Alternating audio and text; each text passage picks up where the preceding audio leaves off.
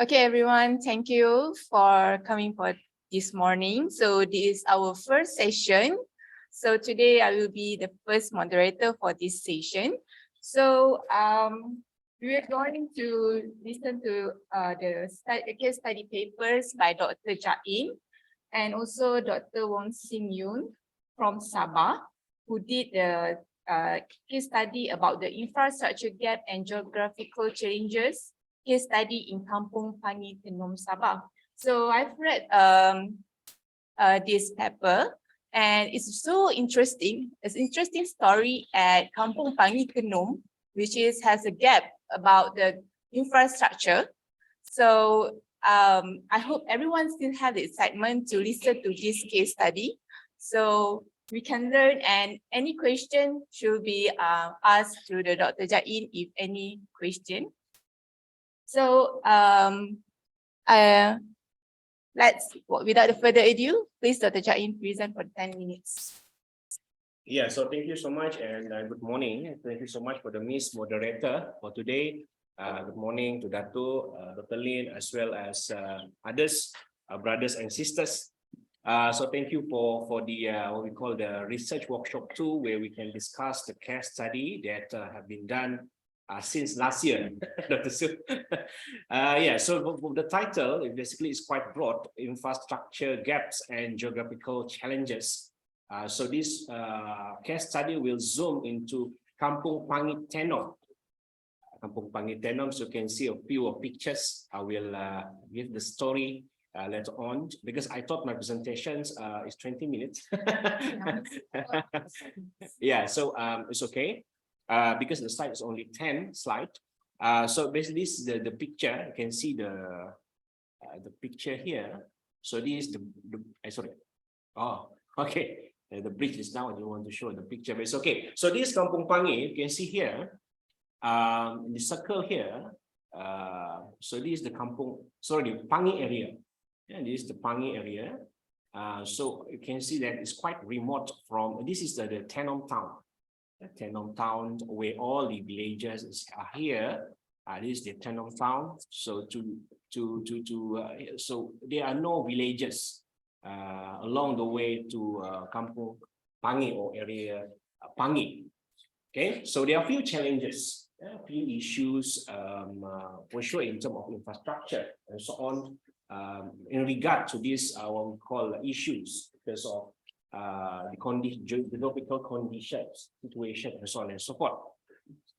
Okay, so the next one, for sure, I will start with giving a very quick introductions about Tenom itself, as well as the case study, which is the Pangi Tenom, Kampung Pangi. So we visited Tenom constituency last year with Datu James and Fazlina and other few researchers.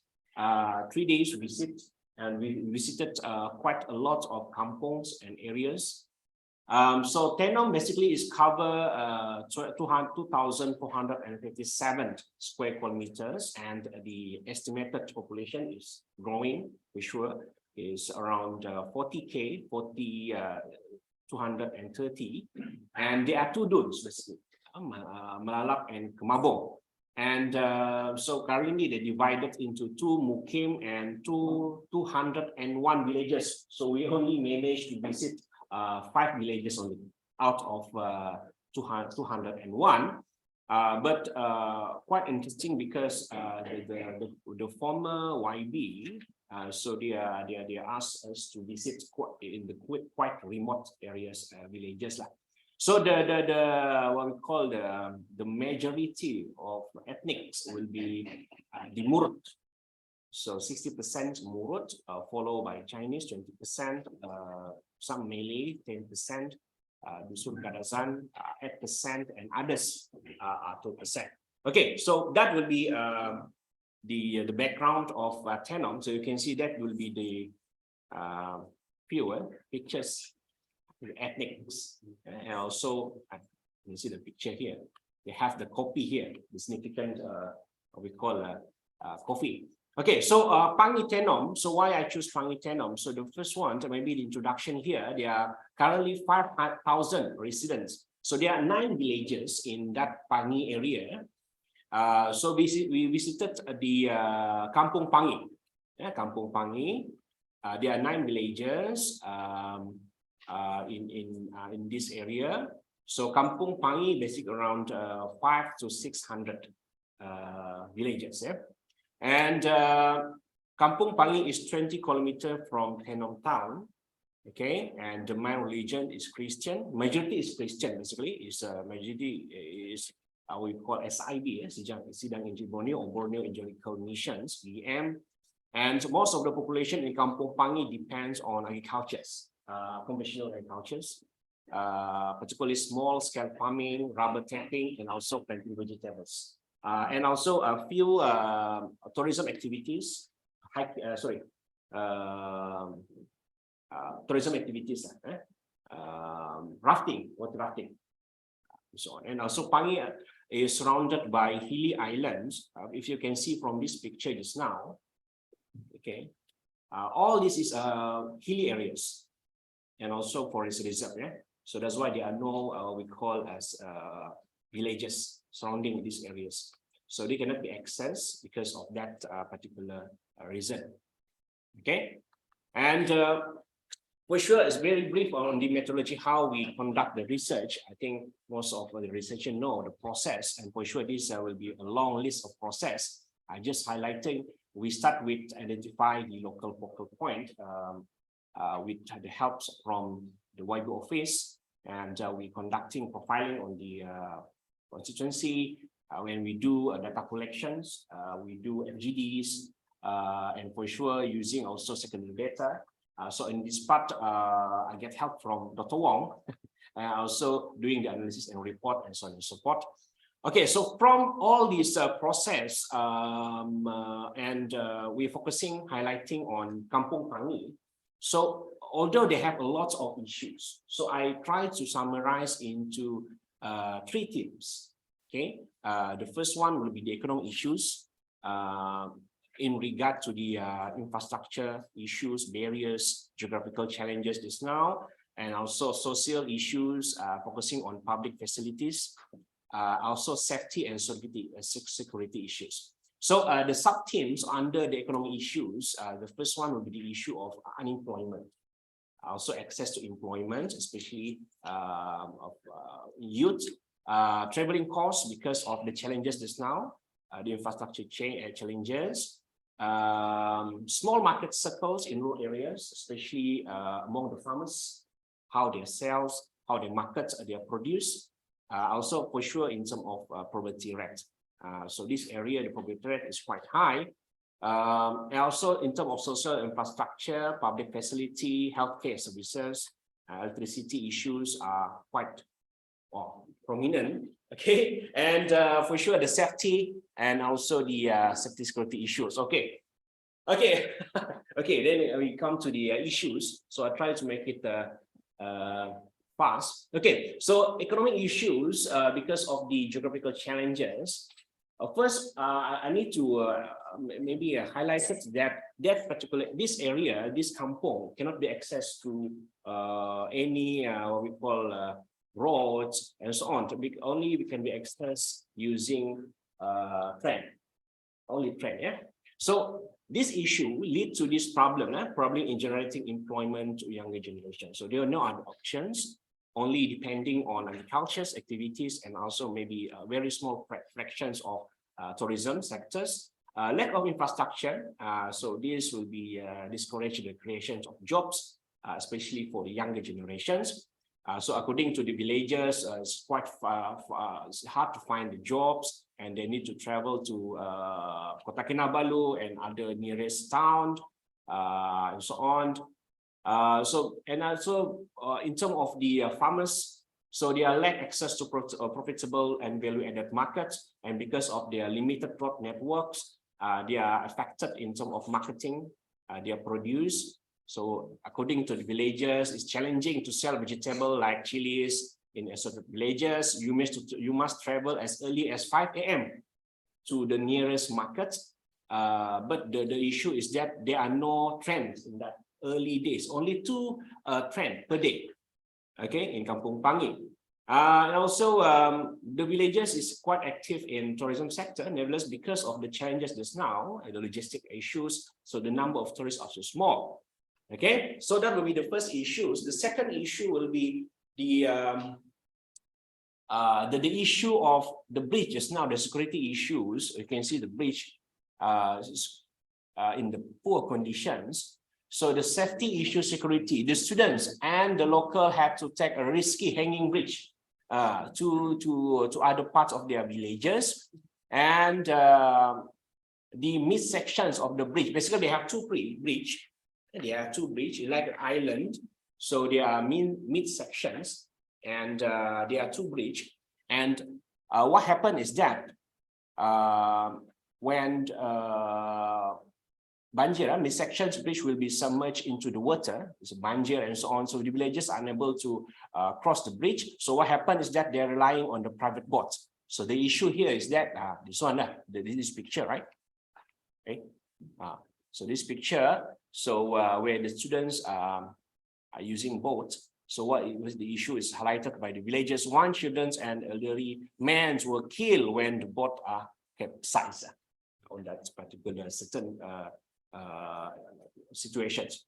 Another security concern is that lack of police officer, safety officer on that particular area to do conduct any what we call rounding that areas.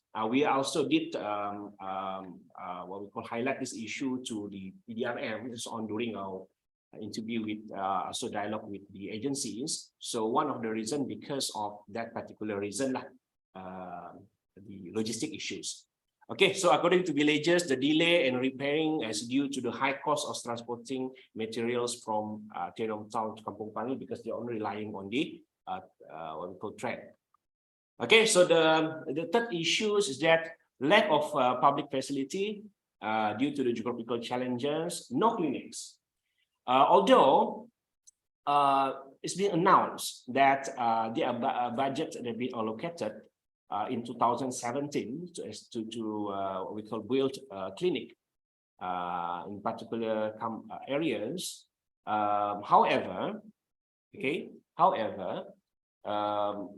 the issue which I will explain later on, the issues without clinic basically, the issue is once again is only twice a day, so they are limited train travel. So this is the we call the response from the villagers. To get the clinic, we have to take the train. Even if you want to give birth, you must take the train, and some occur that a woman given birth while waiting the trains. 2 trains a day only. So there's the issues. And so what happened is that, so this is the what we call the solutions from the villagers is that they are made a trolley to bring the sick or expectant or mother to Tenom town, even though using this one. However, the government announced that they need to stop using the trolley because of safety reason. Okay, so no roads, so bring to these issues. So also issue of electricity in Kampung Pangi Seberang still do not have full electricity supply. So according to the villagers, they experience a 3 days period without electricity, sometime more 3 weeks. Okay, so why this issue, unsettled issue, what happened? So once again, it mentioned just because of the hanging bridge, because of the high cost of transporting materials from Tenom to Kampung Pangi. Okay, so lack of public facility. Okay, this is the response from the villagers. After a year, nothing happened. So why the villagers also asked why, according to them, the contract was terminated because the place was too far. So the contractor, what we call unwilling to accept. Maybe they are rejected because of when they do the survey and so on. Because of their logistic issues, cost, because they are only using train to bring all the materials. So therefore, the villagers ask why approve if they don't want to build the construction site of the clinic have been relocated to another villages in Tenom district. Okay, Also, the improve on quality of services, according to the former MP, Puan Norita, so has not been yet given a budget, particularly on solving the infrastructure and public issues. And for sure, lots of agency also mentioned that landslide, flood, and soil, and so on and so forth, all the what we call natural disaster. And also, according to this report, Auditor General Report LKN 2020 did mentions that the Sabah Railway upgrade was implemented inefficiently and ineffectively. Okay, so this lead to these unsettled issues. Okay, so I mapped all these issues to the relevant SDG. So I won't explain much on this one. Okay, so these they just intervention suggestions to improve the delivery system. So the Sabah state government need to improve the access to primary health care, maybe to set up a mobile clinics, flying doctor. Also, the political will needed on that particular constituency to ensure this clinic can be constructed. Encouraging more private investment. For sure, they need investment in order to what we call to active the economic circle on that particular areas. So I won't explain too much on this one. For sure, we need more promotions efforts by the community itself, NGOs, CSO, local government, and so on, to establish for sure cooperative to strengthen the businesses, enterprise there, networking with the neighbor communities. Okay, improving the quality of trains. Currently, this train only operating 2 times per day, so I think they need to run more than 2 times. So they need governments need to look into these issues, okay, and they need to respond to the Auditor General report and to improve for sure in terms of safety well-being. So what can be done? There are lots can be done. Basically, one of it maybe to establish task force community safety and well-being, which is currently under our project SP, and comprehensive database system. One of the issue is that we cannot find data, exact data for that particular kampung. So in Sabah, basically, I don't know, in Sarawak, in Sabah, we don't have any district level data, kampung level data, and so on and so forth. So we cannot find any. Eventually, I think they have that. So in Sabah, we hardly to find data. Especially secondary data, district level data, and kampung data level. So the GPKK and PKK, the database is not updated at all. So that will be the issues. They need to have a micro data for all kampungs in Sabah and all districts in Sabah, which is lacking now comparing to maybe other maybe Peninsula or Sarawak. Maybe. So I think that's all from me. So thank you so much. I checked, I think more than 10 minutes. Okay, so thank you so much for the time. Okay, I go back to the moderator. Thank you, Dr. Jain, for a good presentation. So I pass to the reviewer for the review for the paper.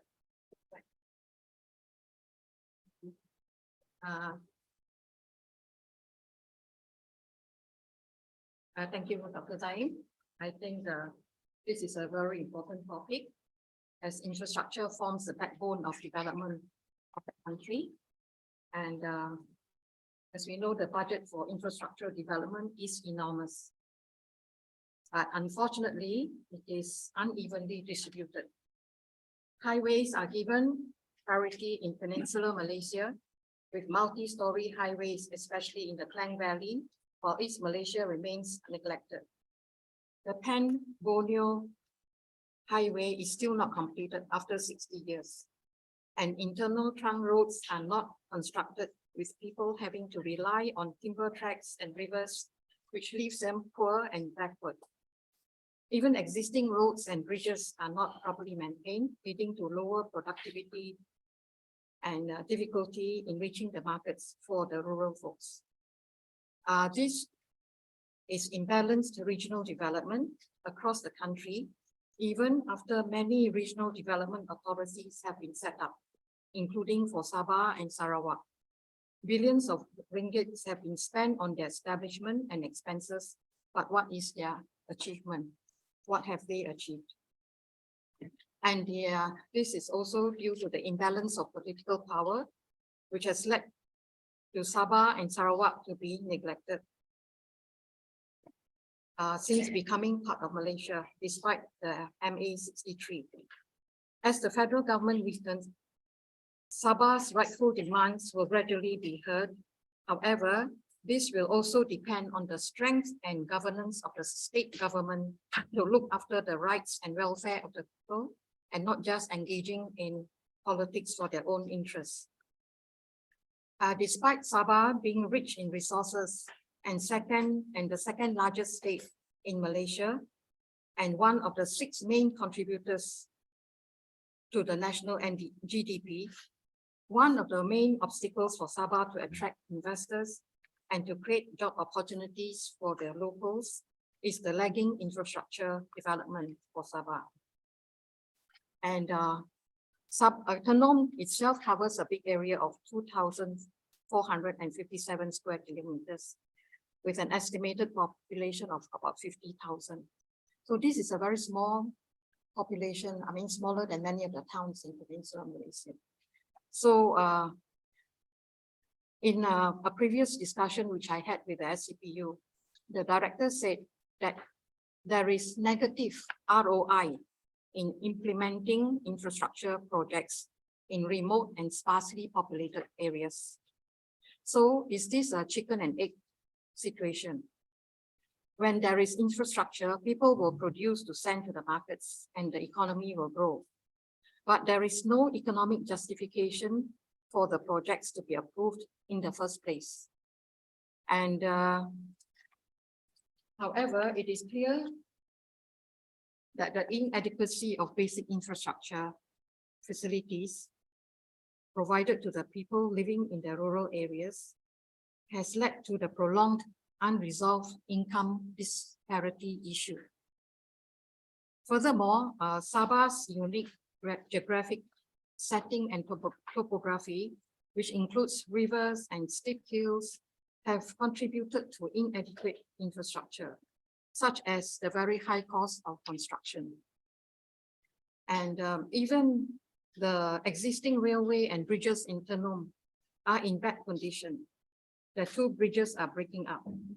And why are they not repaired? And clinics and roads are promised but not delivered. And whatever service delivery there is very poor. So this really shows a lack of care and concern about the people's well-being, even when there is allocation to upgrade the railway. The Auditors General's report stated that it was implemented inefficiently and ineffectively, and its completion is being delayed. So, you know, even when money is provided, it's not properly implemented. And implications of the issues at local, district, state, and national levels. Tenom, of course, is represented by federal, state, and local leaders. What have they been doing the past 60 years, especially when Sabah is so rich in resources? People need to demand for competency, accountability, and good governance. MPs are paid high salaries and allocated development funds for their constituencies, and much could have been done to address the pressing needs of the people, even in very small local infrastructure projects, like repairing the bridge, you know, increasing the frequency of the trains. And for the health and safety of the people and the education of the children. Another case in point, I remember the Kalabakan constituency, which does not even have any government department there besides the district office. No health, no education, no police, nothing in the whole constituency. And the MP himself is still receiving a very high salary and development funds. So where is the development fund going to? You see? So it is not just a lack of allocation, but it is a lack of good governance. And all the state governments have their trade and investment expos, the SCDCs, the regional development authorities, especially, and established to attract high-value investments, provide training, and enhance employment to enhance economic development. They have not been effective for the past 60 years. Institutional reform and restructuring are necessary. And of course, it is encouraging to note when you mentioned that the Sabah Maju Jaya Development Plan was launched in 2021 to focus on the development of 3 major sectors: agriculture, industry, and tourism. It is hoped that this will be competently and efficiently implemented to improve the lives of not only the villagers in Kampung Pangi, but also to all Sabahans. And I think the issues related to SDGs, perhaps during the narrative of the various problems like poverty, lack of infrastructure, unemployment, health problems, safety and security, the respective SDGs could be quoted, linking them to the targets and to indicate the gaps on the ground. And the 4th area on the representation of the grassroots, a whole of society approach to ensure bottom-up feedback to synchronize with the allocation of funds would need the commitment of government agencies to meet and discuss with the grassroots as to what they really need. They can set up regular community meetings in which relevant officers attend and relay feedback to their respective agencies and to effect changes on the ground. However, in Peninsular Malaya, in a previous situational analysis, we found that farmers have been complaining that officers are absent from regular community meetings. And so, you know, even if we form all these community committees, we have to ensure that the government is committed to participate. Therefore, and a bottom-up economic planning is more critical than a top-down approach, because it has to synchronize the needs of the government with the needs of the people with the allocation of funds. However, while infrastructure development will subsequently boost economic growth and improve the welfare of society, especially in the rural areas, it is too simplistic to say that availability of infrastructure alone can definitely attract FDI to accelerate economic development, because FDI requires many other factors, such as skilled workers, power and water supply, availability of raw materials, internet connectivity, cost of transportation, and access to markets and ports. Therefore, focus should also be given to productive economic activities to promote growth and increase employability and improve basic infrastructure on the ground, like access roads, you know, water supply, and there should be more collaboration between government, NGOs, and local business communities as to ensure that projects implemented are both efficient and effective. And my comment on your recommendation to increase value-added investment, especially in tourism, to put pressure on the government to expedite Kampung Pangi's infrastructure development, and that the promotion efforts should be done by the communities, NGOs, and local government. So I think you're putting a lot of effort and responsibility on the community, the NGOs, and the local governments to do all the promotion work for the tourism and all that. Well, in the first place, the government should be providing the really basic infrastructure, the bridges, the railway, building the health clinics, you know, shouldn't all these at least be done by the government itself in order to provide a basic level for the people to build on. Because if you want the people to put in so much effort to develop tourism, for example, in the first place, they don't have a base. If the train only comes twice a day, you know, no matter how good the tourism products are, the people coming in would be so limited, you know. So in the first place, basic infrastructure must be there. And so on the whole, I think this case study is very well written, and it clearly it spells out the issues faced by the people in Kampung Pangi. It paints a very vivid picture of the situation, such as the train, the trolley, the bridges, the clinics. You know, all these things really tugs at people's heartstrings as to how these people live all this time. And this kind of case study should be used to highlight the fact that many other areas in Malaysia suffer from poor infrastructure that must be seriously addressed in order to leave no one behind. Thank you.